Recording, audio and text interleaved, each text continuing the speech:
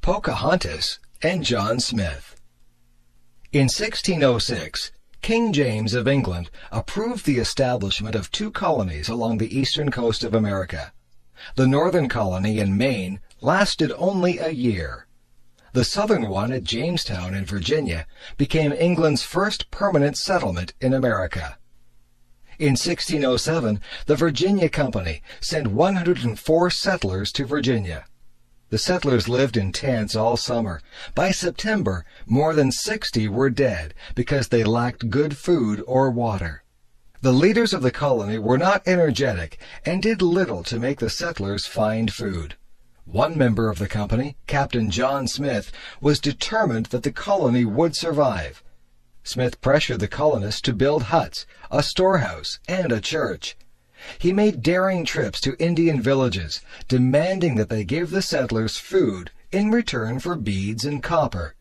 He threatened settlers who were trying to leave the colony and go back to England. On one of his trips to the interior, Indians attacked John Smith. They killed his two companions, but captured him alive. He was taken first to the local chief. This chief was impressed by Smith's compass and spared his life. His captors dragged Smith from village to village. He finally arrived at the town belonging to Powhatan.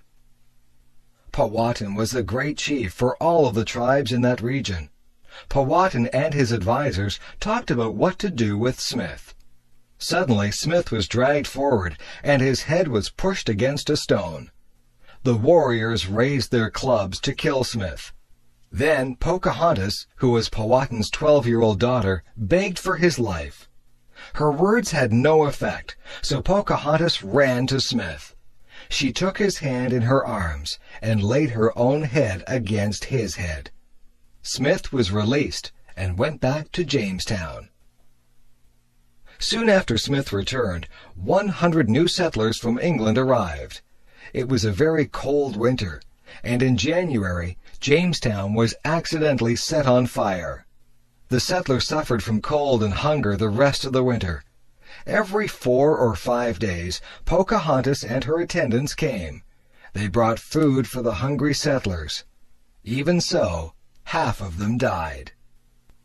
In the summer, John Smith explored that part of the coast of America. He made a map that would be very valuable for future sailors and settlers. On his return, Smith was elected leader of the colony at Jamestown. However, some settlers did not like having to follow rules. Some encouraged the Indians to try to kill Smith. Chief Powhatan agreed. He also refused to supply food to the colony, hoping to starve them out. Pocahontas warned Smith about the plot against his life. Smith had to fight off several attempts to kill him. Finally, the colony seemed to be growing, and the Indians became peaceful. But in late 1609, Smith was injured in an explosion and returned to England. Pocahontas remained a friend to the colony. She married John Rolfe, one of the settlers. In 1616, she traveled to England with her husband and son. There she saw John Smith once again. She was so surprised to see him that she was unable to speak for several days. Pocahontas had believed that Smith was dead. The following year, she died and was buried in England. Pocahontas's love for Smith and Smith's determination to fight for the colony had saved Jamestown and given the English their first colony in America. For the record, what is the world's tallest mountain and highest elevation? Of course, Mount Everest, on the border of Nepal and Tibet, China, is the world's tallest mountain and highest elevation, with a peak at 29,035 feet, or 8,850 meters. The National Geographic Society revised the height of Mount Everest in 1999 from 29,028 feet, or 8,848 meters, due to new GPS calculations. What is the world's tallest mountain from base to peak? Mauna Kea in Hawaii is the one. Its base is on the sea floor and rises 33,480 feet, or 10,314 meters in total, reaching 13,796 feet, or 4,205 meters above sea level. In reference to its towering height of 20,320 feet above sea level, Mount McKinley in Alaska is the tallest mountain in North America. It has been named the Roof of North America or the Chimney of North America. Located about 55 kilometers drive from Amman, Jordan, the Dead Sea in the Middle East region is the lowest point on Earth. The sunset touching distant hills with ribbons of fire across the waters of the Dead Sea brings a sense of unreality to culminate a day's visit to the lowest point on Earth, some 1,320 feet or 400 meters below sea level. En route, a stone marker indicates sea level, but the Dead Sea itself is not reached before descending another 400 meters below this sign. As the name suggests, the sea is devoid of life due to an extremely high content of salts and minerals. But it is these natural elements which give the waters their curative powers, recognized since the days of Herod the Great, more than 2,000 years ago. They also provide the raw materials for the renowned Jordanian Dead Sea bath salts and cosmetic products which are marketed worldwide. Badwater Basin, the floor of Death Valley National Park in California, is the lowest point in the Western Hemisphere, with 282 feet or 85 meters below sea level. Death Valley National Park, established in 1933, has more than 3.3 million acres of spectacular desert scenery, interesting and rare desert wildlife, complex geology, undisturbed wilderness, and sites of historical and cultural interest. The Niagara Parks Commission. Niagara Falls, Canada became a major tourist attraction in the mid-1830s. By this time, roads, canals, and railways were able to bring people from urban centers like New York and Boston. However, the chance for big profits attracted dishonest businessmen. One hotel in the 1860s was popularly known as the Cave of the 40 Thieves. There were many complaints from tourists about tricks that were used to get their money. Some businessmen tried to put up fences around the falls so that all visitors would have to pay them to see the falls. In time, these complaints reached the ears of important people. In 1873, Lord Dufferin, the Governor-General of Canada, proposed that the government buy all the land around the falls. On the American side, New York State bought 412 acres around the American Rainbow Falls in 1885. In the same year, land was bought near the Canadian Horseshoe Falls and named Queen Victoria Park. A commission was formed to obtain control of all land along the Niagara River. This was made easier because a narrow strip along the river was already government land. However, the commission wanted to preserve all the beautiful scenery along the river and near the falls for the general public. The first commissioner of the park was Sir Kazimierz Gzowski, a distinguished engineer of Polish birth. Before the Queen Victoria Park Commission began to buy up land besides the falls, tourists had to pay for everything. There were no public washrooms, no drinking fountains, and no safety barriers around the falls. As a result, it was not uncommon for tourists crowding close to the falls or hypnotized by the flow of the river to step too close and fall in. The commission took care of these problems and also set up parks and picnic areas. In 1927, the commission's name was changed to the Niagara Parks Commission. It now supervises numerous attractions and parks from Niagara-on-the-Lake on Lake Ontario down to Fort Erie on Lake Erie. Each section of the 56-kilometer stretch of Niagara Parks has its own places of interest. These are joined by the Niagara Parkway, a road that runs the whole length of the river. Sir Winston Churchill called the Parkway the prettiest Sunday afternoon drive in the world. The Niagara Parks Commission operates restaurants, parks and gardens, rides, museums and historic houses, golf courses, native sites, and gift shops. Near the falls are restaurants, parks, greenhouses, the journey behind the falls, and the Maid of the Mist boat ride. North of the falls at Niagara Gorge are the Spanish Arrow car ride and the Great Gorge Adventure. The Commission also operates a school of horticulture with large gardens. Queenston Heights is a park commemorating one of Canada's heroes, General Isaac Brock.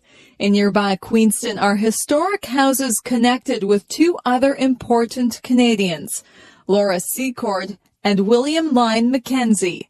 The Commission also operates two historic forts dating from the War of 1812, Fort George and Old Fort Erie. The Niagara Parks Commission has played a major role in making Niagara Falls and the Niagara River one of the leading tourist areas in the world. The Commission shows how governments can work to make visits to natural wonders like Niagara Falls a good experience for the general public. The National Hockey League. The National Hockey League, or NHL, is the largest and most successful North American professional hockey league. The NHL provides Canadians and Americans with the highest caliber and most entertaining hockey on the continent. The NHL was created in 1917 by a group of Canadian and American businessmen. Their two central goals were to create a league that provided the most entertaining hockey in North America and generated revenues and profits. This was a somewhat new idea at the time. While there were some for-profit leagues in existence, most were amateur. This meant that players, coaches, and owners of teams were not allowed to make money from playing the game of hockey. It took several decades for the NHL to become the most dominant league. In the early days, a few professional or commercial leagues competed with the NHL for the public's entertainment dollar. Leagues competed vigorously for the best players in order to be successful and attract spectators and fans. While this was beneficial to players because they could command higher salaries, it was bad for business because owners' expenses skyrocketed. As a result, many teams and leagues went bankrupt. By the 1930s, however, the NHL remained as the only major professional league in North America. This effectively kept players' salaries down and reduced expenses. The NHL's team owners realized that in order for the league to be a successful commercial business, they would have to stop competing against each other off the ice. This was best accomplished by ensuring that only one major league existed, so that competition was reduced. To this day, the same business model is followed, and the NHL is still the only major professional hockey league in North America. For several decades in the mid-20th century, the NHL owners were extremely successful financially. They generated very high profits because, having a monopoly in the hockey market, they could limit the sale and trade of players. When players signed onto a team, they generally did so for life, and at the pay rate determined by the owner. Players were forced to accept these conditions because there were no other leagues in existence. This all changed in the 1970s when players organized to form a players' union. Through the collective bargaining process, players gradually fought owners for higher pay and greater rights. Today, many players are very wealthy for this reason. If it was not for the players' union, it is likely they would still be working in similar conditions to those during the early days of the NHL, low pay and little freedom to move from team to team. With NHL owners and players cooperating, the NHL continues to be the most successful and entertaining hockey league in North America.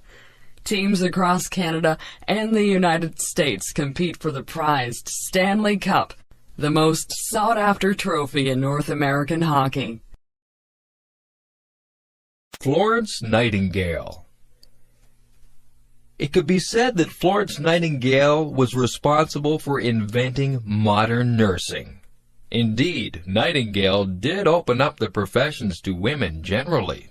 Her example and influence during the mid to late 19th century were an important factor in opening doors to women. Nightingale's own life reflects many of these changes. She was born in 1820 and was one of two daughters of a wealthy English family. Her mother was a beautiful society lady who had once turned down a favored suitor because he was not wealthy enough. She wanted both her daughters to be socially popular and to marry rich and important men. Florence's father ensured that she had a good education, but she was frustrated because girls and women were always under parental supervision. She felt called to a life of action, but her family insisted that she divide her time between being with her family and attending social functions. She was not allowed to do anything on her own. When she was 16, Nightingale said that God spoke to her and called her to do His work. But Florence didn't know what work she was being called to do. Years passed away while she sat with her mother and sister, or attended dances and concerts, or traveled to Europe. Nightingale became more angry and rebellious. She offended her family and friends by refusing to marry several prominent men who wanted to marry her. By the time she was 24, she had decided to be a nurse. But how did one become a nurse? At that time, the profession didn't seem promising. The only respectable nurses were those women in religious orders that ministered to the patient's spiritual health, but were not trained in medicine. The majority of nurses were poor, untrained women who were suspected of being too fond of men or alcohol, or both. In fact, one hospital preferred to hire unwed mothers as nurses because they had no reputations to lose. Nightingale's family was horrified by her plans. Their opposition delayed her plans, but could not stop them. In 1850, she visited a hospital in Germany for the first time. In 1853, she was appointed superintendent of a women's nursing home in London. But Florence was still waiting for her true calling. In 1855, the Times of London was printing reports from the Crimean War. France and England were fighting Russia in the Crimean Peninsula. After one Allied victory, the wounded French soldiers were well taken care of, but the wounded English soldiers were left to die. Back in England, there was a public outcry. It was Florence's opportunity. She was soon on her way to Istanbul, Turkey, with 38 nurses. Scutari, Turkey was the hospital where the British wounded were brought. This so-called hospital was a death pit, where 42 out of every 100 men died. The army was unwilling to listen to Miss Nightingale or to let her tend the wounded. She had to wait until conditions became so bad that the regular medical officers were overwhelmed. As soon as the army turned to her, she immediately went to work. She had the entire hospital cleaned, a new kitchen set up, and a good water supply obtained. The death rate dropped to 22 out of every 1,000. Nightingale became famous overnight. Although her efforts in the Crimean War injured her health, she continued her work back in London. She published a 1,000-page report on medical conditions in the British Army, several books on nursing, and her own proposals and suggestions. She also set up a training school for nurses. Long before her death in 1910, she had seen nursing become a well-established profession. Almost single-handedly, she had helped to bring about proper treatment of the sick and injured. Arthur Ashe. Arthur Ashe, 1943 to 1993, was one of the most exceptional tennis players in the history of the sport. Born in Richmond, Virginia, Ashe served in the United States Army and had a good early amateur career. By the end of his life in 1993, Ashe was recognized not only for his tennis, but also for his political campaigns on behalf of racial equality in the United States, Haiti, and South Africa. Also, as a victim of AIDS, Ashe campaigned for AIDS research near the end of his life. When Ashe turned professional in 1969, he was an African-American player in a sport completely dominated by whites. At the peak of his career in the 1970s, Ashe won the Australian Open, Wimbledon, and doubles titles at the French and Australian Opens. Interestingly, Ashe encouraged young blacks not to waste their energies on sports. Instead, he recommended channeling energy into academic and vocation-related studies. His recommendation seems appropriate to this day. While it is the case that sports can provide positive role models and encourage hard work and discipline, it is also the case that many young athletes dream unrealistically of professional careers at the exclusion of school. The odds of successfully making a professional league are statistically next to impossible. Despite his own success, Ashe recognized this. Mindful of racism in American society, Ashe always thought of his own career in terms of the general experience of blacks in America. He wrote several books recounting these ideas. Ashe's historical writing on the history of African Americans in sport spawned a multimedia series, A Hard Road to Glory. Today, while a few more blacks have been successful in sports traditionally dominated by whites, it is still the case that whites dominate. The recent successes of athletes like the Williams sisters in tennis and Tiger Woods in golf sometimes conceal the fact that these sports are still predominantly white.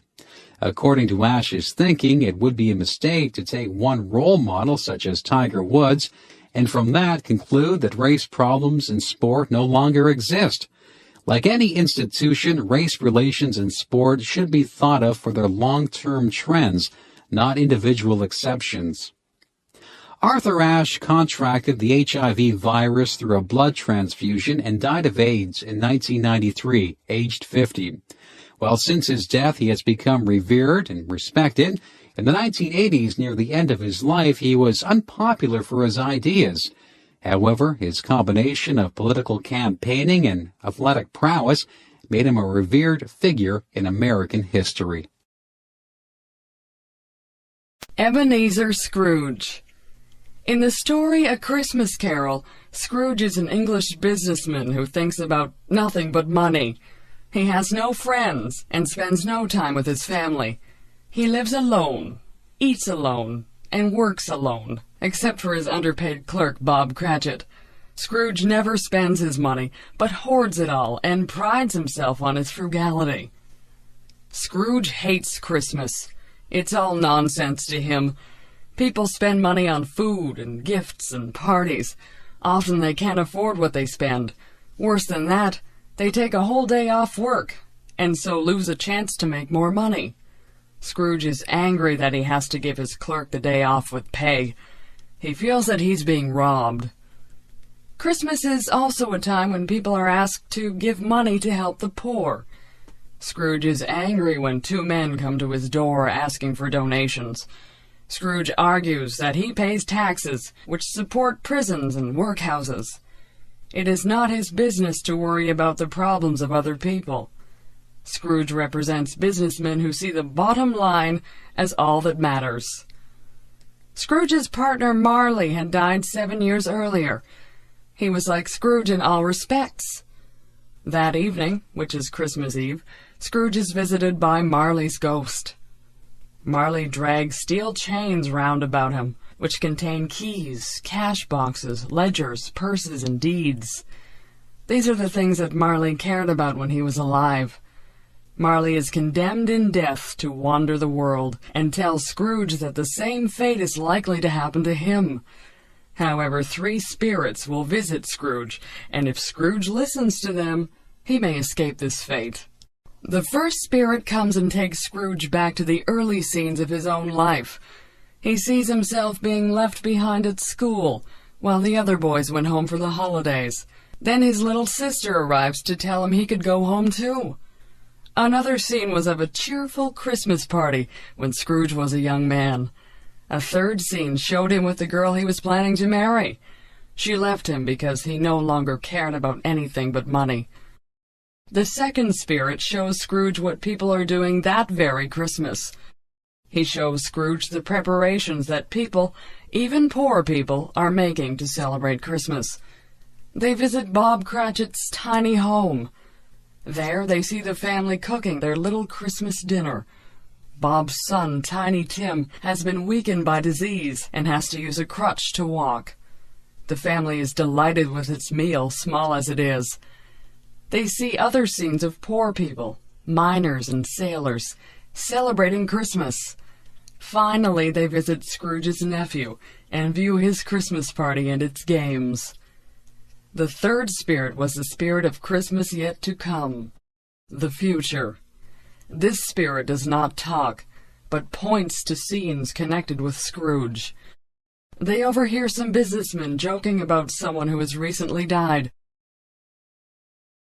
Scrooge sees that he no longer occupies his usual place of business. The spirit then shows him two women who have stolen the bedclothes, curtains, and clothes off the dead man and taken them to a pawnbroker. The spirit takes Scrooge to the room where the dead man died. The only people who are happy about the death are a young couple who owed him money. The spirit then shows Scrooge the Cratchit's house, where they're mourning the death of Tiny Tim.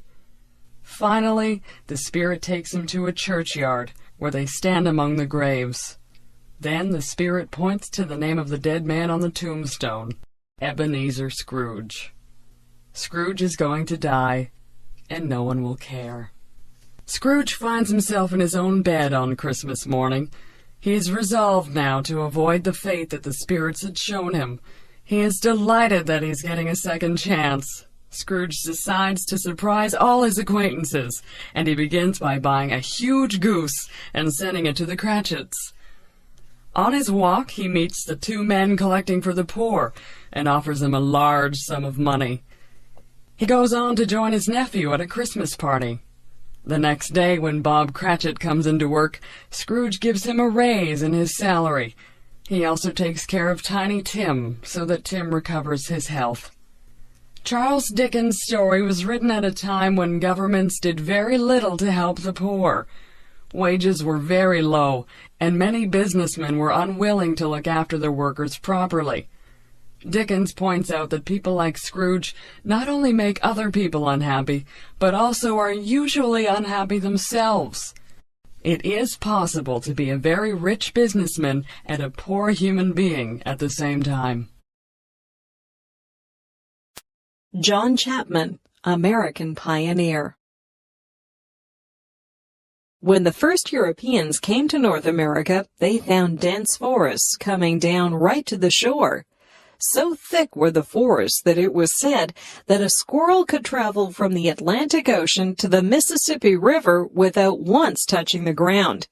Clearing these trees to make room for fields and buildings was a very difficult task for the early settlers. Another difficulty was finding enough food in this new land. Many European crops could not grow in this climate. Carrying and storing seeds over a long period was also risky. Native Indians were often helpful in teaching the settlers how to find food, but sometimes there were no Indians nearby, or they were hostile. John Chapman is famous today because he helped the early settlers grow one important product: apples. Apples could be eaten fresh in the fall or stored through the winter. They could be made into fresh apple juice or alcoholic cider.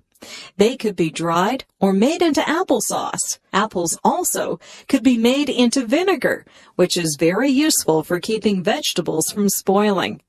John Chapman was born in Massachusetts in 1774, the year before the American Revolution began.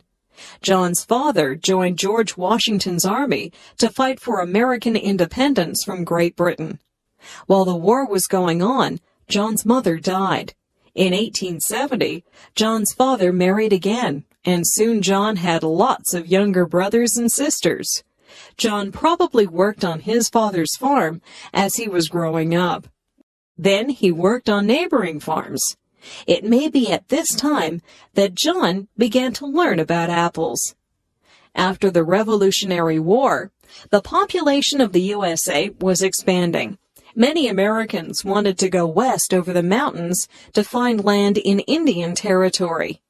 In the fall of 1797, young John Chapman headed west to Pennsylvania.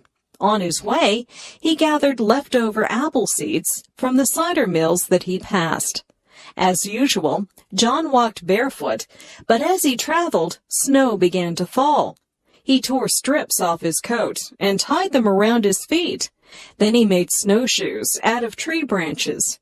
When he arrived in the West, he began to clear land and plant apple seeds. This began a pattern that would last Chapman's whole life.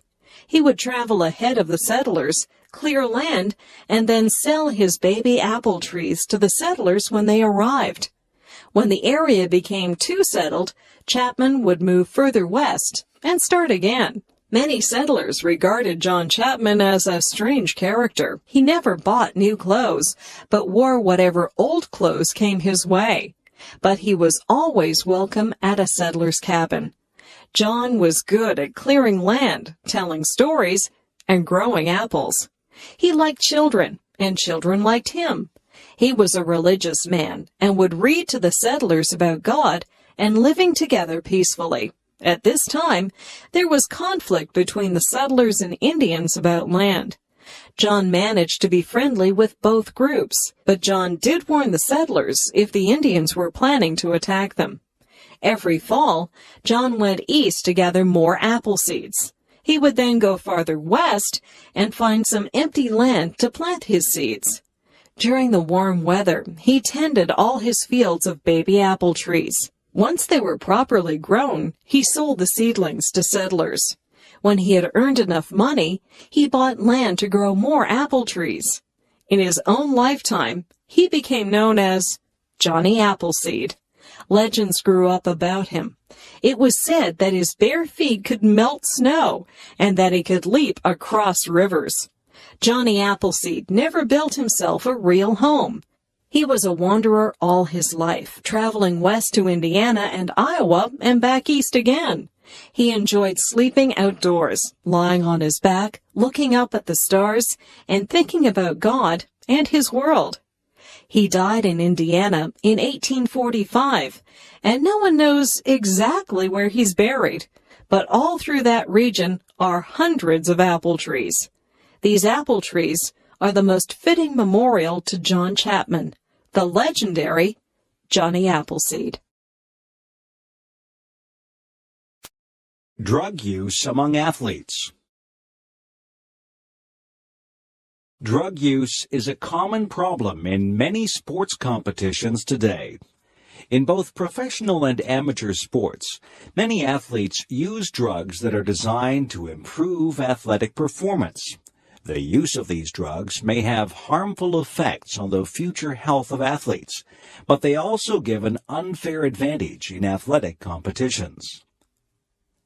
Some of the most widely used performance-enhancing drugs are called anabolic steroids. Anabolic steroids are drugs that are very similar to the male hormone testosterone.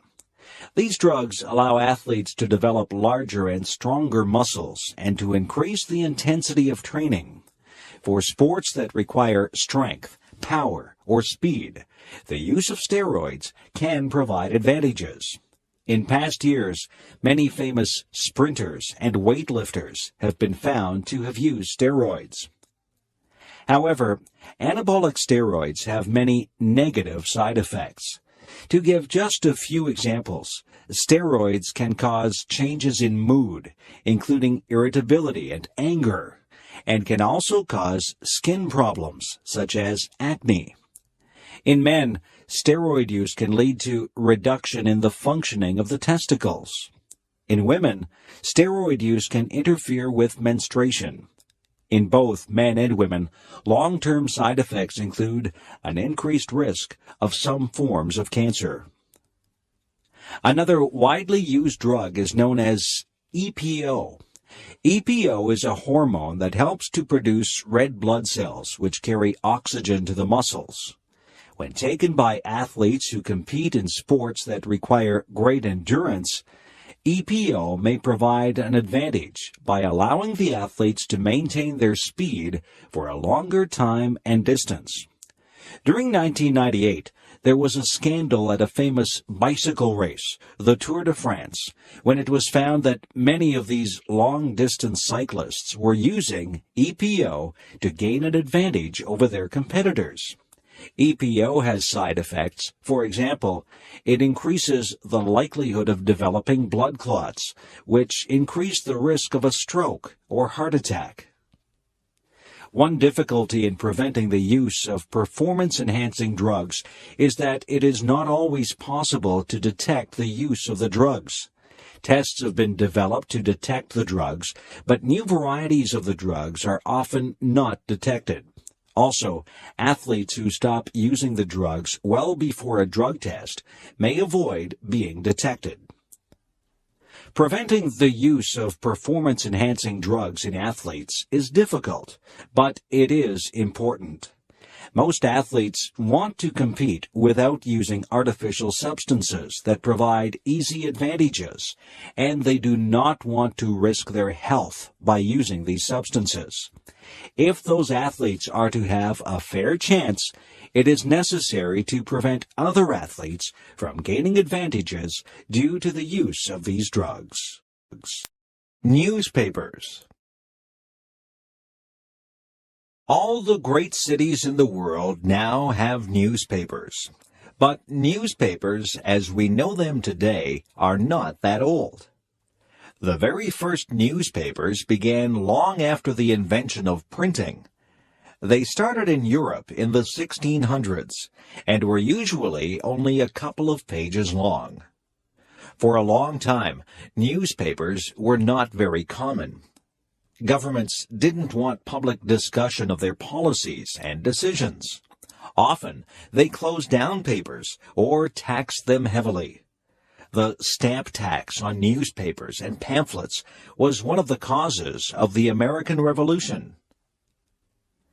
Newspapers began to grow in size when they discovered advertising as a source of income. Nowadays, advertising is the main revenue source for most newspapers. As newspapers became more widely circulated, they could ask for more money for their advertisements. By the late 18th century, newspapers were in common use in Europe.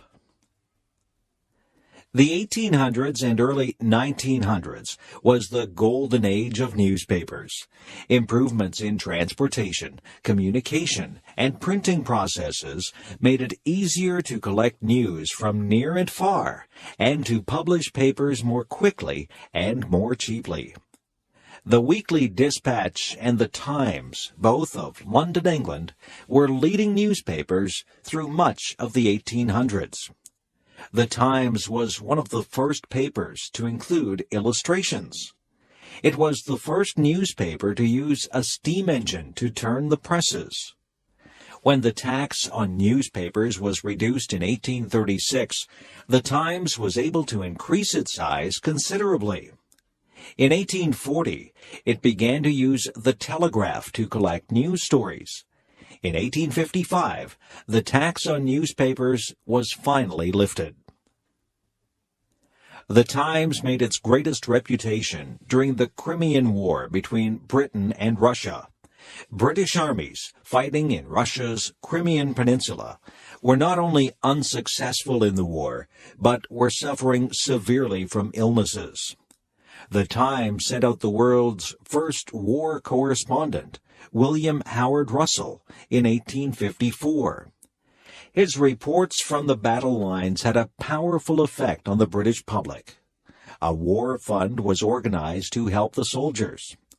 Russell forced the government to accept the offer of Florence Nightingale to organize nurses to travel to Crimea. A photographer, Roger Fenton, sent back photos from the war, which were published in the Times. Meanwhile, in America, a more popular approach to newspapers had developed. The newspaper had spread west with the pioneers, and nearly every little settlement had its own paper. American newspapers were cheaper and livelier than British ones. They were aimed at the average person rather than the governing class.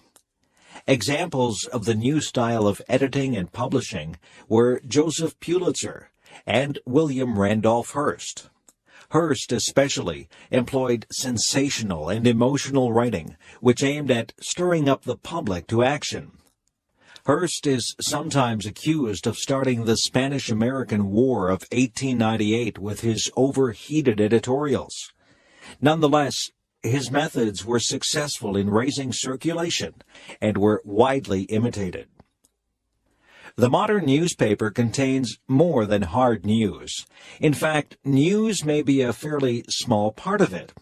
Advertisements, gossip, show business, photos of celebrities, sports, stock market prices, horoscopes, comic strips, weather reports, and much more are found in its pages. The modern newspaper is a total entertainment package. A question for the future is whether electronic newspapers will replace paper newspapers. Come to the fair. Fall fairs have been a feature of North American life since early in the 19th century. At the end of the harvest, people from rural areas have come together to celebrate. Usually, these fairs take the form of a competition regarding the best of all farm products of that year. Depending on the part of the country and its most important crop, fall fairs can begin as early as August or as late as November. They usually last several days.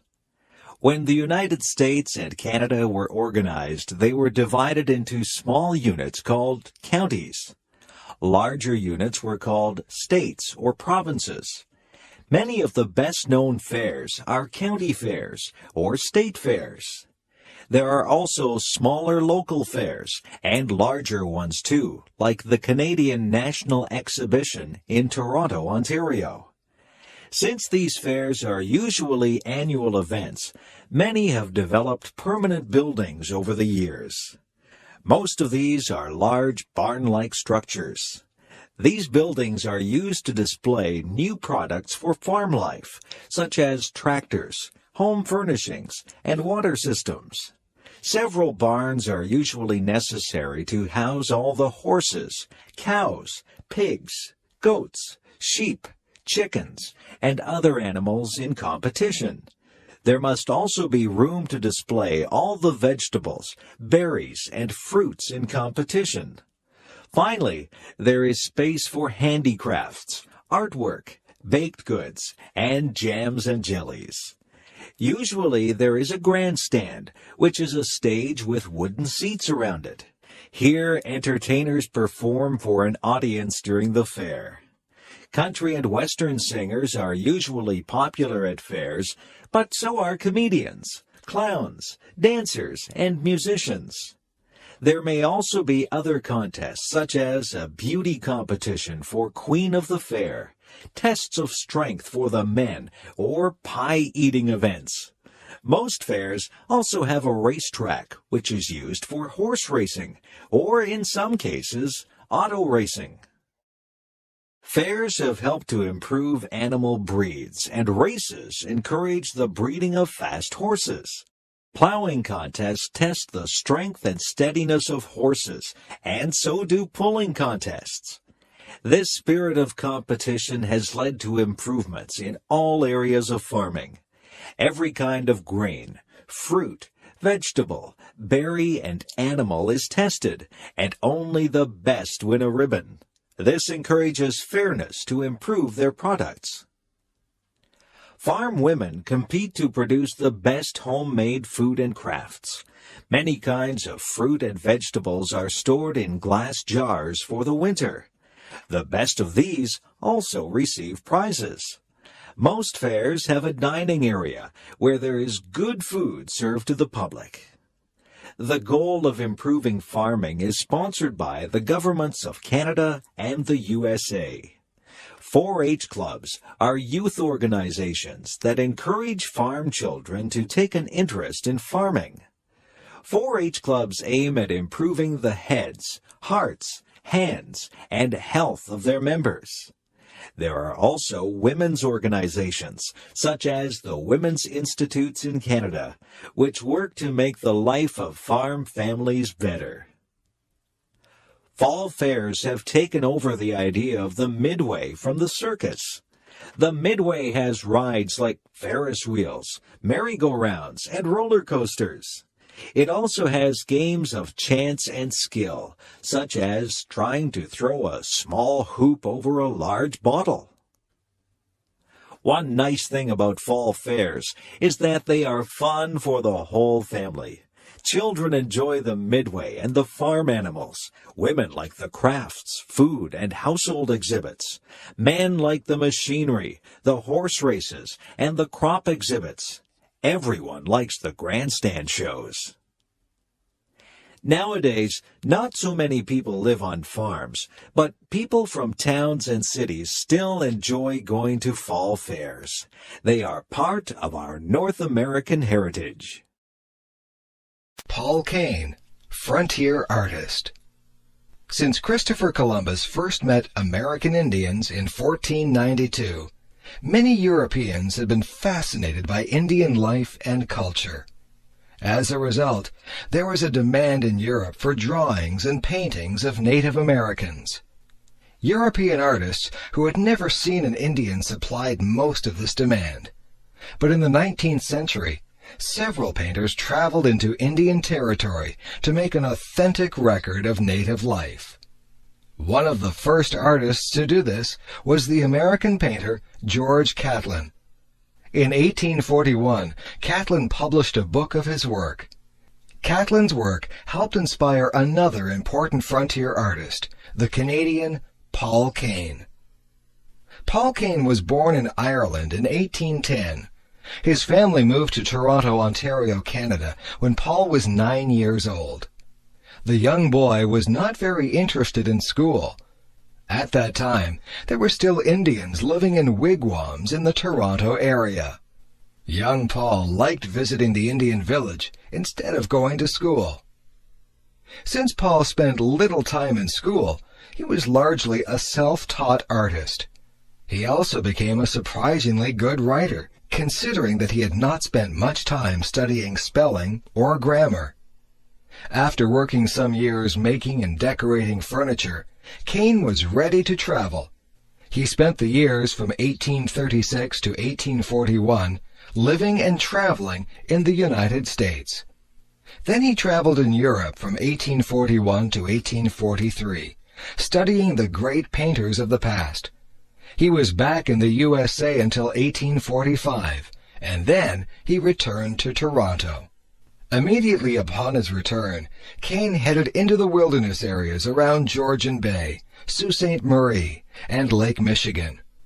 His plan was to sketch Indian life before it disappeared forever. American Indians were dying so rapidly from European diseases such as measles and smallpox that many people believed they would soon vanish as a race. Their culture was threatened too. As white settlers demanded more land, Indians were being herded into small pieces of land called reservations. Here they could no longer practice their traditional way of life. Kane wanted to capture Native American life while it still existed. Kane returned to Toronto at the end of 1845. He had received one good piece of advice, and that was if he wanted to travel into the wilderness, he would have to go with experienced people. He was able to get the support of the governor of the Hudson's Bay Company, Sir George Simpson. In May 1846, Kane joined the annual canoe fleet of fur traders going west. Kane would travel all through the wilderness areas of western Canada and northwestern USA. During this time, he made hundreds of sketches of Indian life. Although Kane faced incredible hardships during his travels, he was able to see what he wanted to see. He was able to take part in one of the last great buffalo hunts and killed 2 large bison himself. Traveling west with the fur traders, he visited many forts and trading posts. He saw and painted a prairie fire. He shot a grizzly bear at close range and killed several wolves that attacked his horses. He learned to travel long distances on snowshoes in winter. Finally, he arrived at the Pacific Coast, where he made some fine drawings of the West Coast Indians. European diseases had reached there just before Kane. 1,500 Indians had died near Fort Vancouver in the summer of 1848. One wealthy chief had ruled 1,000 warriors and had 10 wives, 4 children, and 18 slaves. Now, he had only 1 wife, 1 child, and 2 slaves. Kane had not come too soon. However, there were tribes still unaffected by Western culture and Western diseases. Kane also traveled widely around the Columbia River in northwestern USA. Everywhere he went, he sketched Indian chiefs and scenes of native life. On his return trip, he encountered a large war party of 1,500 braves on the warpath against their traditional enemies. He was able to sketch the leading chief, Big Snake, who was later killed in single combat during the battle. When he arrived back in Toronto, Kane gave an exhibit of his sketches and watercolors. Most of the rest of his life was spent turning these drawings into finished paintings. Harriet Tubman. Before the American Civil War, the economy of the southern states was based on the use of slave labor. The social and political leaders of the Old South were the plantation owners. Many of these owned hundreds of black slaves. The slaves were mainly used to pick crops, like cotton and tobacco. Harriet Tubman was born in 1820 in the state of Maryland. As a girl of 7, she was sent into the fields to work with the adult slaves. The slaves worked from sunrise to sunset, picking the crops. Often they sang songs while they worked. Slaves were not taught to read or write. It was feared that reading and writing would help slaves to escape the plantations. Harriet Tubman was illiterate. Later in life, when she was in danger of being captured, she picked up a book and pretended to read it. This fooled the bounty hunters. When she was 15, Harriet helped another slave to escape. The overseer was so angry with her that he hit her over the head with an iron weight. Harriet was knocked unconscious for many days. All the rest of her life she suffered from headaches and sudden sleeping spells. Harriet escaped from the plantation to Philadelphia, Pennsylvania. Since Pennsylvania was not a slave state, Harriet was fairly safe there. She was able to return secretly to the plantation and bring the rest of her family to freedom. There were already people working to bring black slaves up from the South to freedom. These people, both white and black, used the language of the railroad. Escaped slaves were called passengers. Safe houses were called stations. And the guides were called conductors. Harriet soon became a conductor in the Underground Railway. In 1850, the American government passed a second Fugitive Slave Act. This put more pressure on northern states to return escaped slaves to the South. Because of this, the Underground Railway went further north to Canada. In 1793, Upper Canada, Ontario, had passed a law bringing a gradual stop to slavery. In 1834, slavery was abolished in the whole British Empire. A lot of escaped slaves had come to Canada before 1850, but now nearly all escaped slaves tried to go there. Harriet Tubman rented a house in St. Catharines, Ontario. This provided a shelter for new arrivals. Harriet made about 11 trips from Canada to the U.S. during these years. In all, she brought back about 300 people. Escaped slaves had to travel by night and suffered hardships in bad weather. They had to hide during the day wherever they could. Harriet did not allow any passengers to turn back. That might endanger the whole Underground Railway. When the slave owners heard about Harriet, they offered a reward for her capture, but no one caught her or turned her in. When the Civil War broke out in 1861, she acted as a spy for the Northern states. After the war, she married a black American soldier, Nelson Davis. In 1869, a book was written about Harriet Tubman. Black slaves knew Harriet as Moses. The Bible tells the story of how Moses led the people of Israel out of slavery in Egypt. He led them north to Palestine. In the same way, Harriet Tubman delivered many of her people from slavery and led them north to freedom. Henry Ford. Some inventions are based on simple ideas or principles. Barometers are based on the idea that air has weight and pushes down on objects. A barometer measures this air pressure. Evangelista Torricelli invented barometers in Italy in 1643.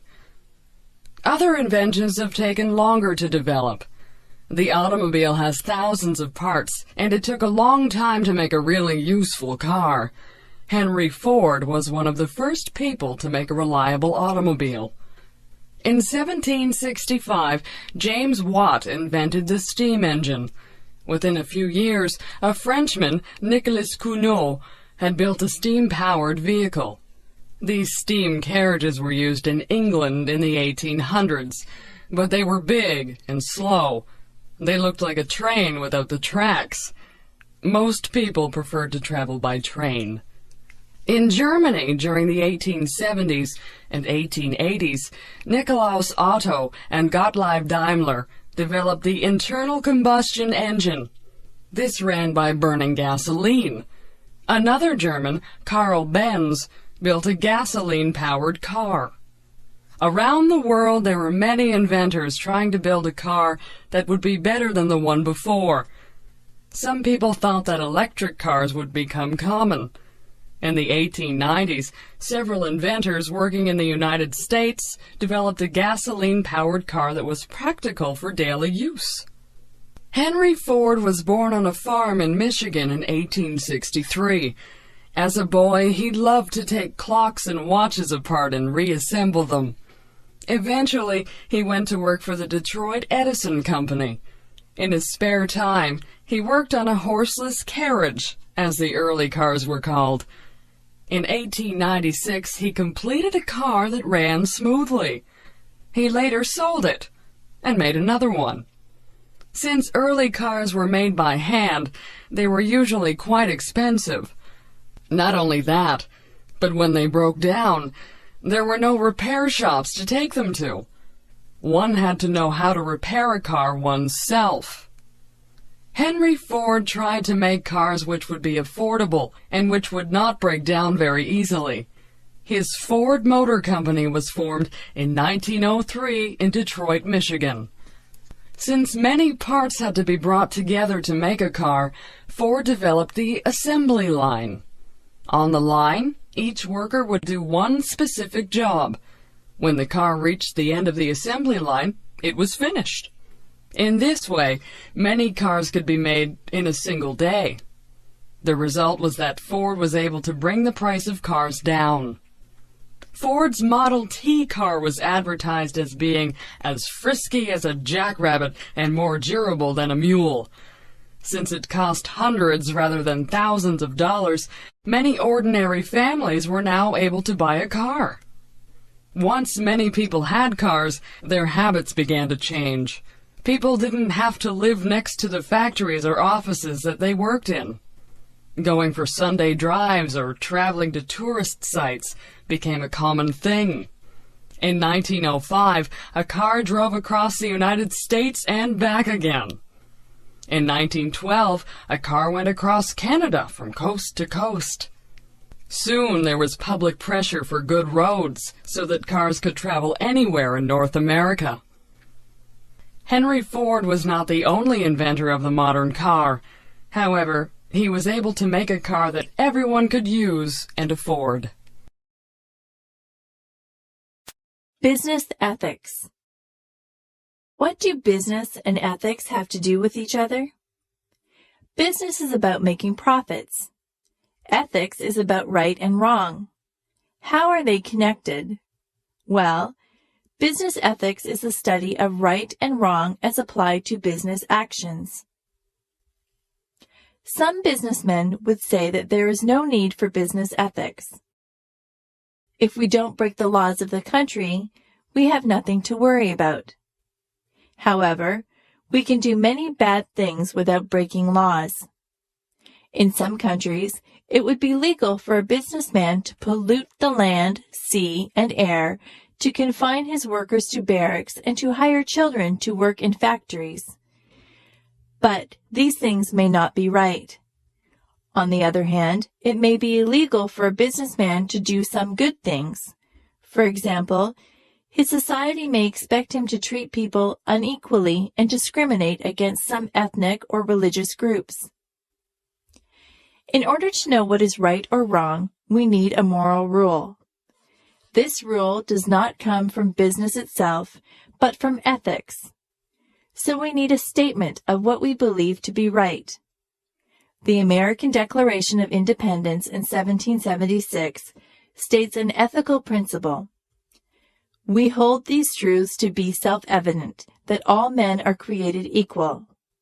The Declaration further tells us that all men have a right to life, liberty, and the pursuit of happiness. Principles such as these can be used in American politics and law to decide whether an action is right or wrong. Many companies have their own ethical guidelines. IBM, for example, outlines its corporate ethics under headings such as tips, gifts, and entertainment, accurate reporting, fair competition, and not boasting. So each employee knows what to do or not to do in various situations. Ethical choices are made on 3 levels. Individuals, by companies, and by societies make them. An individual might choose whether or not to accept a bribe. A company might decide whether or not to bribe government officials. A government or society might decide whether or not to outlaw bribery. Similar principles of right and wrong might be used at all 3 levels. For example, it might be decided that bribery is simply wrong in all situations. On the other hand, it might be decided to view the situation case by case. In other words, there is a strong ethical stand and a more tentative ethical stand. The strong ethical stand applies when you have a basic moral principle and apply it to all situations. For example, you might believe that it was always wrong to let workers handle hazardous substances without any protection. The weaker stand would consider whether it is legal to do so. If it is legal to let workers handle dangerous materials, and this conforms to social expectations, then the weak ethical stand would say, no problem. As long as the law is not broken and no one strenuously objects, then everything is okay. However, in ethics, there is a principle called the moral minimum. This principle means that you should never harm another person knowingly. The only exception would be to protect some other people or yourself. So business ethics would say that the businessman who exposes his workers to hazardous chemicals is wrong. He is not practicing the moral minimum. Stephen Foster, American songwriter. Before radio and television, movies and recordings, entertainment was often a family or community matter. Someone in the family could play a musical instrument, or a neighborhood musician would play for small gatherings. In addition, there would be traveling groups of musicians, actors, and clowns who would go from town to town. In 19th century United States, one of the most popular forms of entertainment was the minstrel show. Black slavery was still permitted in the southern states until 1865. Even after that date, the lives of many blacks working on large farms or plantations did not change much. They did hard physical labor in the fields, had little control over their lives, and very little time to relax with their friends. Foster, who was born in 1826, made this situation the background for many of his songs. White musicians would try to imagine the feelings of black men and women working on the plantations. They would write songs in the dialect or speech patterns that they thought black slaves used.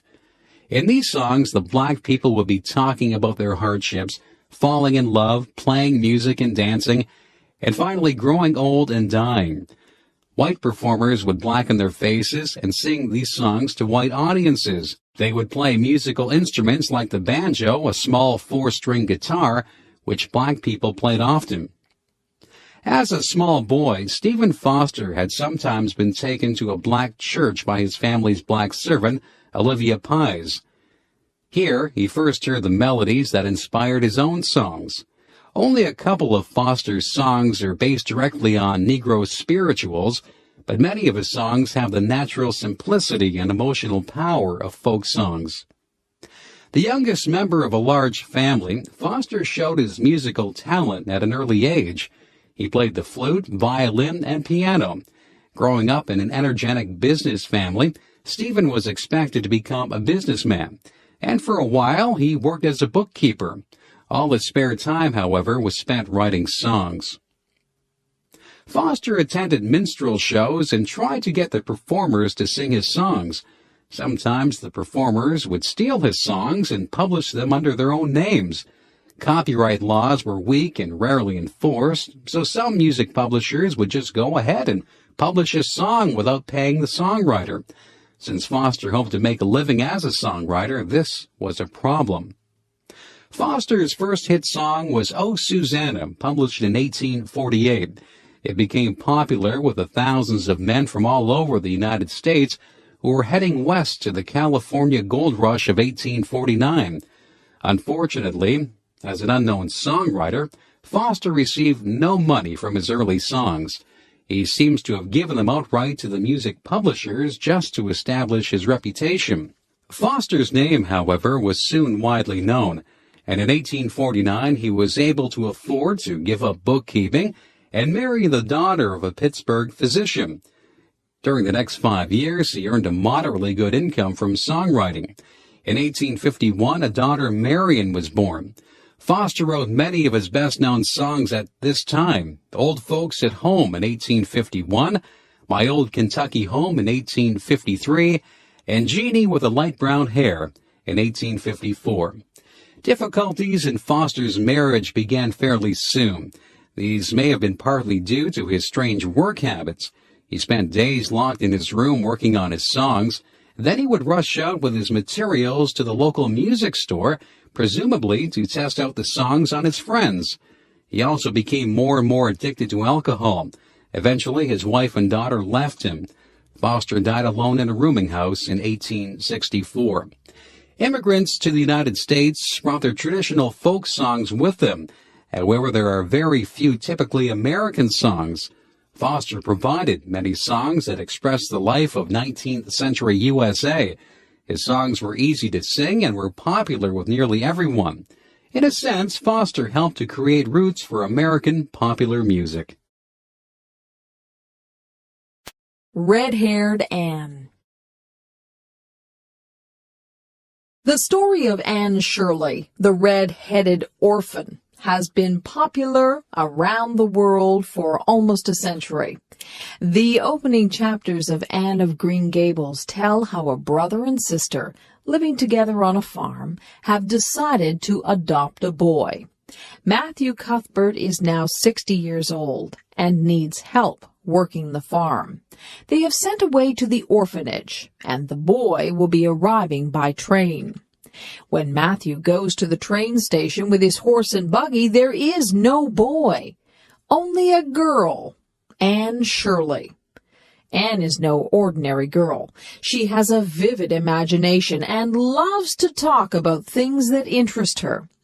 Matthew, who is shy and quiet, takes an immediate liking to her. When they arrive home, however, his sister Marilla is very upset. She doesn't see what good a girl would be to them. Matthew says, "We might be some good to her." After a while, Marilla begins to feel sorry for the thin little orphan and decides to keep her. But Marilla finds that teaching Anne how to behave properly is quite a challenge. Anne often does things without thinking first, and Marilla has to be vigilant to keep her out of trouble. As time goes by, Anne becomes accepted in the community and doesn't get into as many difficulties. One characteristic of the little orphan is a love of big words. While she lived a life of hard work, Anne liked to imagine beautiful things that she didn't have. This was her way of dealing with unhappiness when she worked as a servant for unkind people. Living at Green Gables makes her happy, but she doesn't lose her love of special words or beautiful things. Anne is also unhappy because she has red hair and freckles. In Anne's day, beautiful women were thought to have light, clear complexions and black hair. Her coloring seemed unromantic. However, red hair and freckles are very common on Prince Edward Island, where many of the people are of Scottish descent. This story tells us a lot about how to be happy. When Matthew and Marilla stop worrying about needing a boy and start taking care of Anne, they find that they enjoy having her around. Their lives become much more interesting now that they have someone who needs them. So happiness involves looking after others and being needed by them. There are many stories about orphans when Anne of Green Gables was written. Before modern medicine, many parents died before their children were grown up. A lot of mothers died in childbirth. Since fathers didn't usually try to raise young children in those days, someone else had to take the responsibility. This is what happened to Lucy Maud Montgomery, the author of Anne. Her mother died when she was a baby, and her father left her with her mother's parents. Montgomery's grandparents provided a good home for her, but they were very strict and stern and didn't have a lot of sympathy with the little girl. In her story, Montgomery is imagining how she would have liked her own life to have happened. What if her grandparents had been more like Matthew and Marilla? What if they had allowed her to do more of the things she wanted to do? Wouldn't she have been happier then? The story shows how young children are hurt by bad treatment from the adults looking after them. Even if the adults don't mean to be unkind, sometimes they say or do things that make children very unhappy. Anne teaches parents and grandparents to encourage their children and help them to be happy and successful. Anne Shirley is one little person who changes a whole community and makes it better. We all have special gifts and talents, and if we are allowed to use those abilities, they will benefit everyone around us. Peggy's Cove, Nova Scotia. Why do people travel hundreds of miles to look at beautiful scenery? And why does one particular place attract many more visitors than similar places not far away? Peggy's Cove in Nova Scotia, Canada is one of those special spots that draws people from all over the world. It is hard to explain its special charm, but anyone who has been there will know what I am talking about. The southern eastern shore of Nova Scotia possesses many picturesque fishing villages and many beautiful seascapes, but one doesn't have to go very far from the capital city of Halifax to see this special spot. There are no trees around Peggy's Cove. The dominant feature are huge, round granite rocks, many of them the size of houses. They seem to be pushing up and out of the land and sea. Nestled inside the circle of these rocks is a group of fishing huts.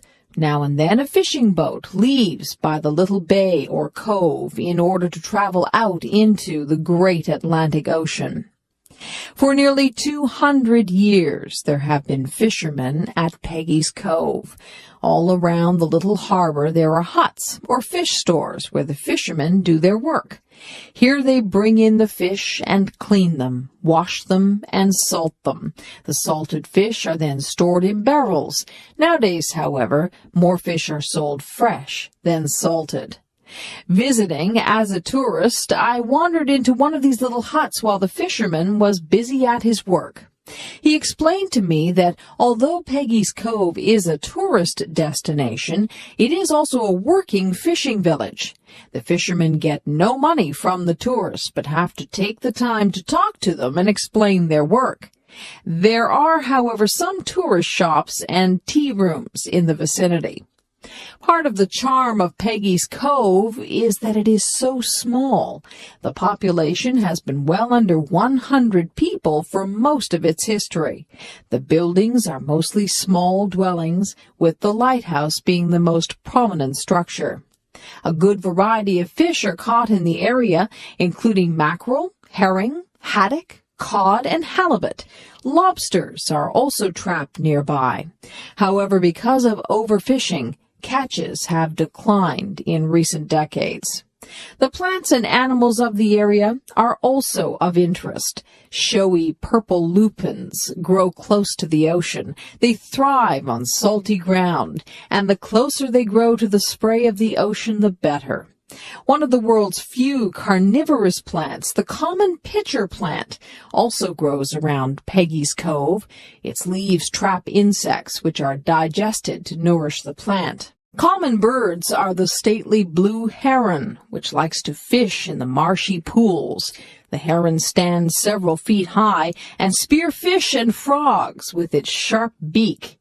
Another bird is the osprey, or fishhawk. The osprey's keen eyes can spot a fish moving beneath the surface of the water. It can dive swiftly, hitting the water with great speed, catch the fish in its claws, and then fly away with its catch. I have also seen pools close to the ocean full of large tadpoles. These tadpoles spend several years in the water before they develop into bullfrogs. Bullfrogs, the largest Canadian frog, have been known to eat baby ducks and small fish. Looking over the little harbor and out toward the great ocean, one notices the contrast between the very small and the very large.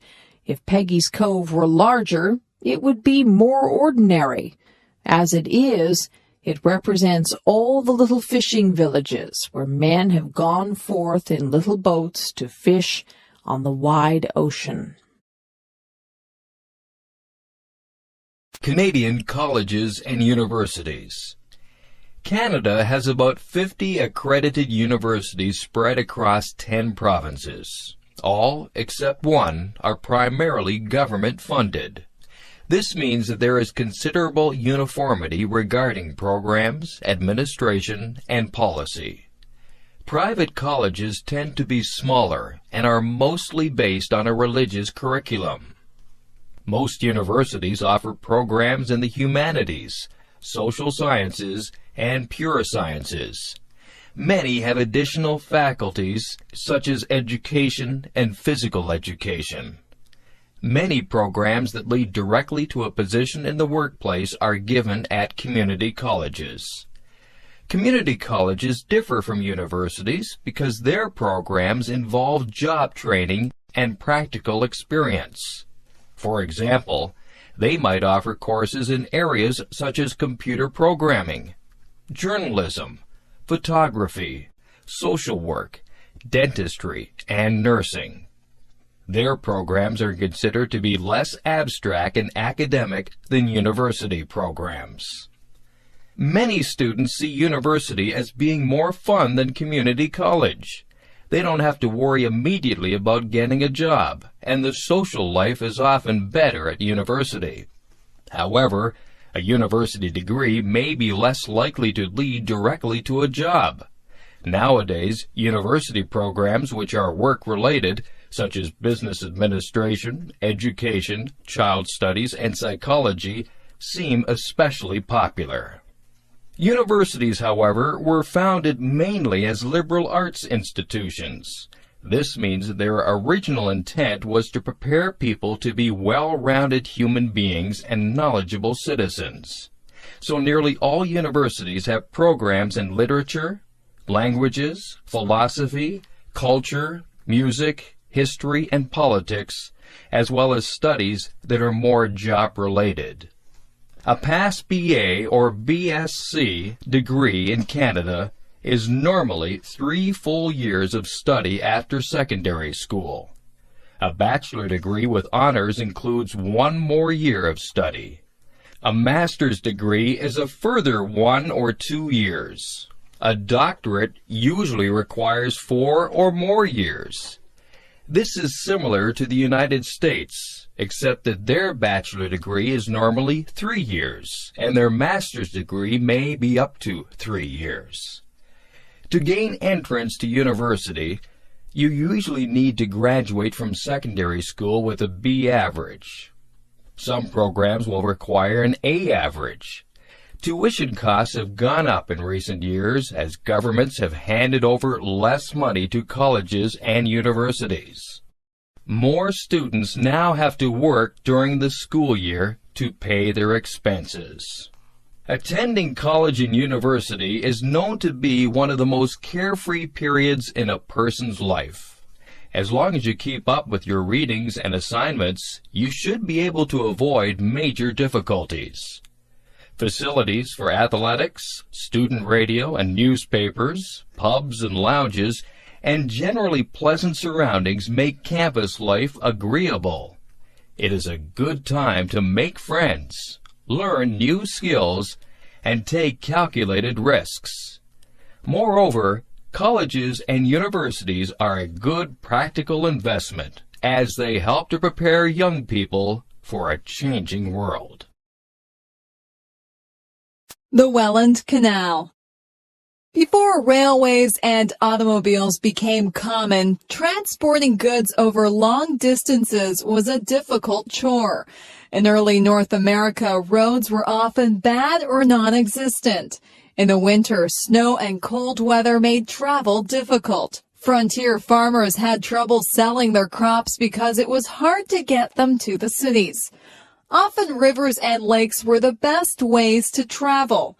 Fur traders carried their furs and other supplies in canoes, but even large canoes were not big enough to hold a shipment of wheat. Rapids and waterfalls meant that goods had to be taken out of the canoe and carried to the next body of calm water. One way to improve water transportation was to build a canal. In New York State, Governor DeWitt Clinton had constructed the Erie Canal from the Niagara River to the Hudson River soon after the War of 1812. Because relations between the United States and Canada were still not very friendly, this was another reason to build a canal on the Canadian side. Canals could be used to move supplies and troops during wartime. Sometimes the British government would forbid Canadian farmers to sell food to the USA. Without a canal to move their farm produce, crops were sometimes left to rot. A St. Catharines, Ontario merchant named William Hamilton Merritt thought about all these things in the 1820s. He also thought that flour mills needed a more reliable source of water to operate. St. Catharines is on 12 Mile Creek below the Niagara Escarpment. This creek runs towards Lake Ontario. It rises above the escarpment, which stands from 150 to 300 feet high, then runs towards Lake Ontario. If Merritt could join the 12-mile creek to one of the rivers, which ran to Lake Erie, the canal would provide transportation and water power. The problem was to find a way to move boats up the escarpment. From 1824 to 1829, Merritt and his friends hired laborers to dig away tons of dirt and rock. Nearly all the work was done with shovels, pickaxes, horses, and wagons. In places, the ground was soft and landslides occurred. In other places, the men had to dig through solid granite rock. Merritt's main problem, however, was raising the money to pay for the construction. After sinking all the money that he, his family, and friends had into the canal, more was needed. Merritt went to Toronto, New York, and finally London, England, to get the financial support he needed. The problem of getting the boats to climb the escarpment was solved by a series of 35 wooden locks. These carried a ship 327 feet upwards. The ship would enter a lock with a small amount of water. More water would come into the lock, lifting the boat another 10 or 15 feet. Then the ship would move into the next lock and be lifted up again. Boats going in the opposite direction were lowered instead of lifted. The Welland Canal has been rebuilt 3 times since the first canal opened in 1829. Now large seagoing and lake vessels cross the Niagara Peninsula from Lake Ontario to Lake Erie. They carry grain, coal, iron ore, oil, and many other bulk products. The Welland Canal remains one of the most important commercial waterways in the world. London. The city of London is one of the most famous cities in the world. In previous centuries, London was the center of the British Empire. Today, it is one of the most important cities of the emerging European Union. London is located in southeastern England on the Thames River. The Greater London area contains about 12 million people, and the surrounding areas contain several million more. London was the first city in the modern world to have reached a population of 1 million people.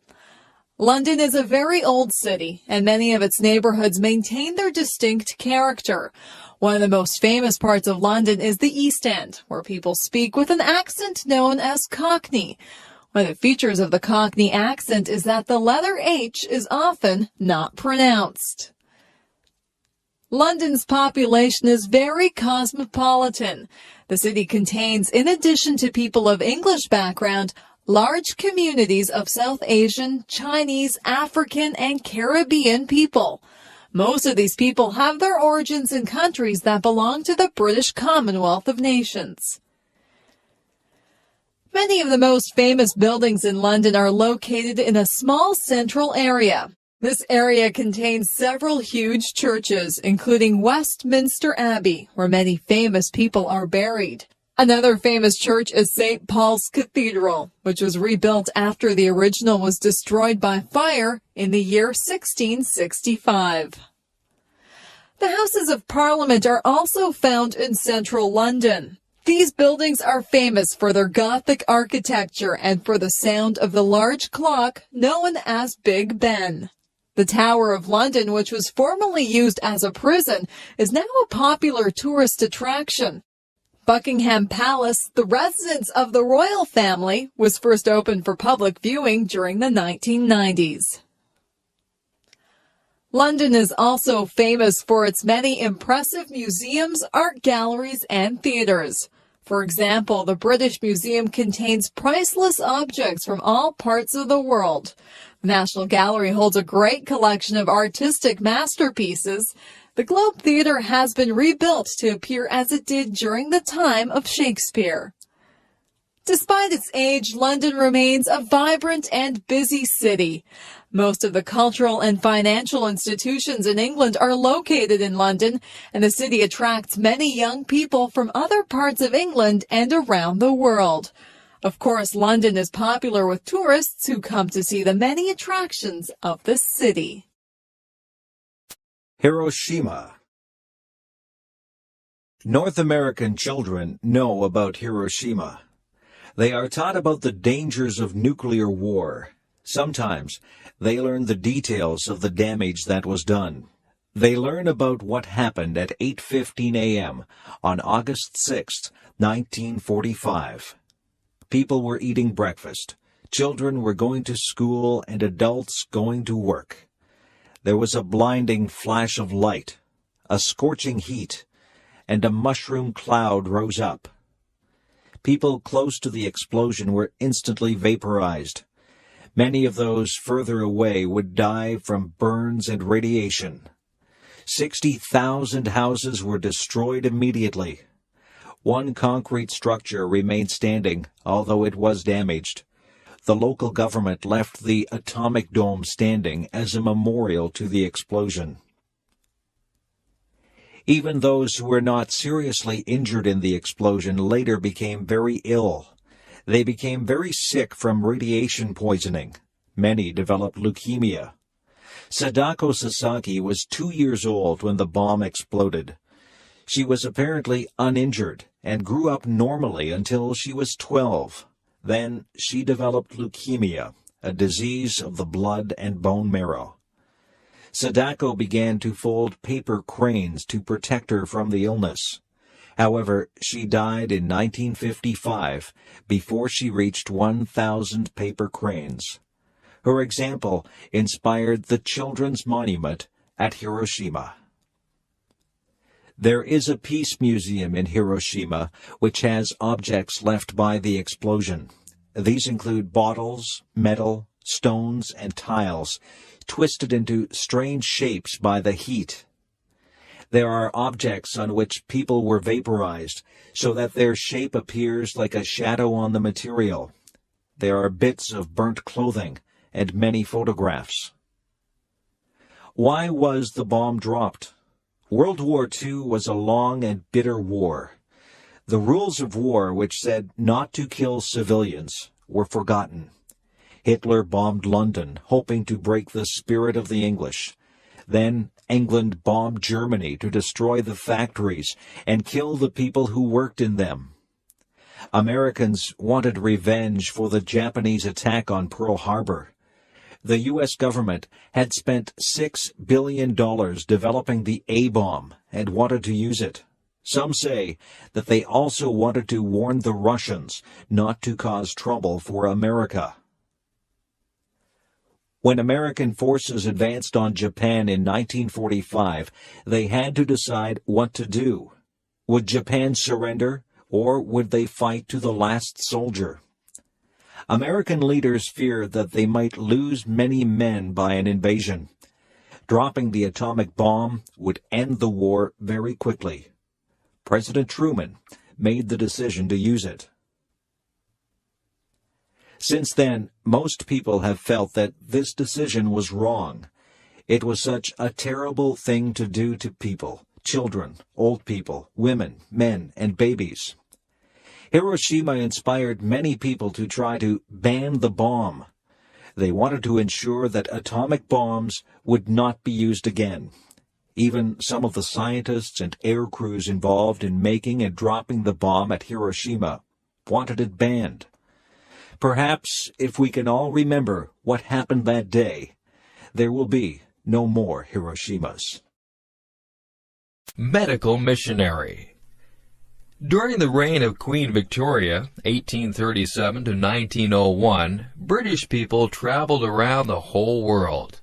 They charted the seas, mapped out distant countries, and studied plants, animals, and people.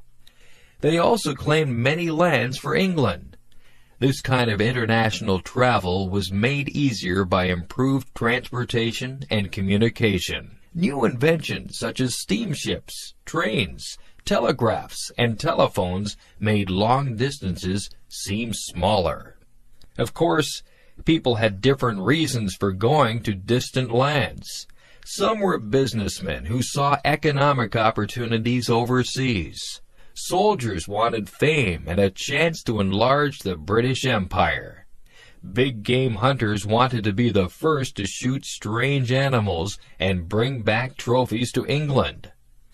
Scientists intended to study unknown animals and plants. Missionaries planned to be the first to introduce Christianity to faraway people. In 1836, a young Scotsman called David Livingstone began to study medicine in Glasgow. Livingstone intended to become a medical missionary. This means that he would be a doctor, as well as a preacher and teacher. Livingstone, 1813 to 1873, came from a poor family. From an early age, he had worked 14 hours a day in a clothing factory for very little pay. But he was determined to learn. He took his books with him to the factory and read as he worked. Then, after work, he would go to his teacher to learn more. Livingstone's goal was to teach faraway people about Jesus. However, unlike some missionaries, he was also interested in science, geography, and exploring. He had planned to go to China in 1839, but because of the Opium Wars, no missionaries were being sent there. Instead, he asked to go to South Africa. Europeans had traveled around the coasts of Africa for hundreds of years, but very few white people had traveled inland. A missionary named Robert Moffat, who had begun a mission at Kuruman in the interior, inspired Livingstone. Livingstone arrived in Kuruman in 1841. This was the farthest outpost of white settlement, and no one seemed to want to go further inland. Livingstone felt that the missionaries should go to the Africans, rather than waiting for the Africans to come to them. With a fellow missionary, he set out. When they came to an African tribe, they would talk to the chief and ask permission to preach to his people. Livingstone would also set up a tent and treat the people who had diseases. After a while, he would move on to the next tribe. Once Livingstone learned the Bantu language, he would talk to many Africans, but sometimes he needed interpreters. There were many diseases, including malaria and sleeping sickness. Livingstone suffered much of his life from river fever. He was also so weak that he rode on the back of an ox. Livingstone wanted to stop the slave trade. At this time, the slave trade was the most profitable business in Africa.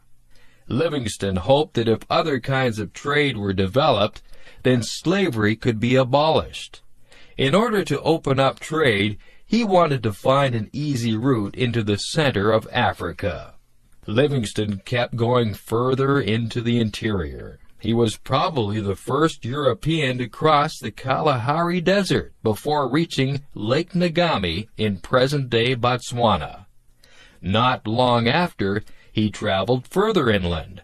He explored the sources of the Zambezi and Kansai rivers and eventually reached the west coast of Africa and Luanda, Angola. Livingstone was being criticized for neglecting missionary work in order to explore. Livingstone replied that he was opening up the continent for missionaries. Meanwhile, he was becoming famous as a great explorer. The British government commissioned him to explore the Zambezi River. They hoped that ships could sail up the river into the interior. Unfortunately, the Zambezi had too many rapids. However, Livingstone did find a route up the Shire River to Lake Nyassa. He continued to struggle against the slave trade, which is now being taken over by Arabs. Livingstone died in Africa in 1873. He was the first white man to explore Botswana, Zimbabwe, Zambia, Malawi, and surrounding areas. He was not only a great explorer, but also a fine doctor and a good missionary. Nowadays, the countries that Livingstone visited are nearly all Christian, just as he had hoped they would be. Laura Secord. Women have often played an important role in war. They have worked in munitions factories, made clothing and supplies, encouraged and entertained soldiers, nursed the wounded, and acted as spies. It is rare, however, for a woman to have played a key role in determining the course of a war. Many people believe that Laura Secord played such a role in the War of 1812. Laura Secord was born in the United States at the time of the American Revolution. Her father had fought in the U.S. Army against the British. But when land in the American states became scarce, the family moved to Ontario, Canada, and so back under British rule.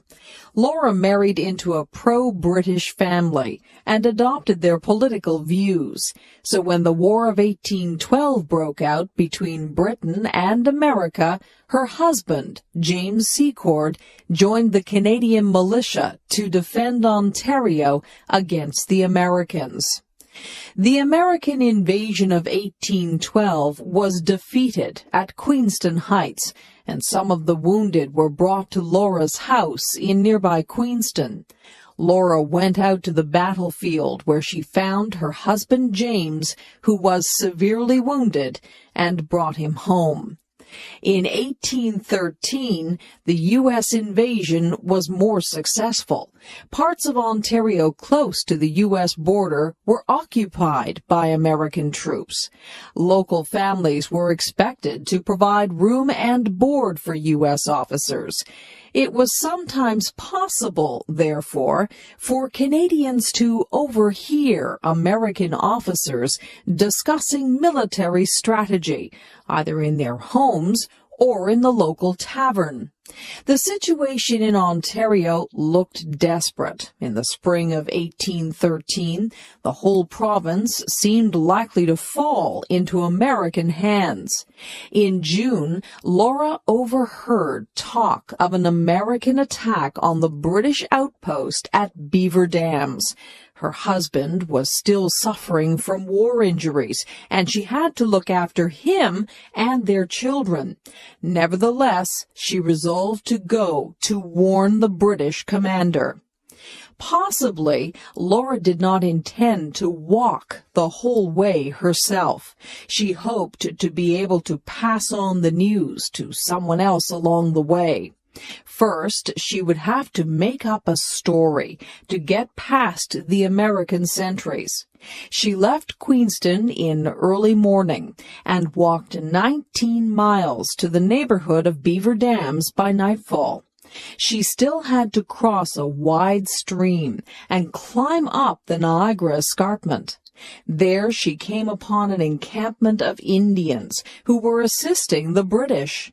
Their war cries in the moonlight terrified her, but she insisted on being taken to the British commander. Finally, one of the chiefs escorted her to British headquarters, and she was able to tell Fitzgibbon the American plan of attack. When the Americans arrived in the neighborhood of Beaver Dams, the Indians had prepared an ambush for them. A running fight ensued between the American force of 570 soldiers and 450 Indians supporting the British. At this point, Fitzgibbon arrived with 50 British regulars. Seeing the Americans disorganized and surrounded by the Indians, Fitzgibbon boldly demanded their surrender. By telling the American commander Boteler that he was facing huge British and Indian forces, Fitzgibbon induced the American leader to turn over his whole army to the British. Although only small armies were involved at Beaver Dams, the battle had great significance. Afterwards, the Americans stayed behind their walls for the rest of the year. The U.S. government recalled their commander-in-chief. British and Canadian morale increased, and Laura's home in Queenston was restored to British control. Laura Secord's story was little known until 1860. She was an old woman in her 80s when she was presented to the visiting Prince of Wales, later King Edward VII. He awarded a gift of money for her services. Her story then became famous. Today, her home in Queenston, Ontario, is an historical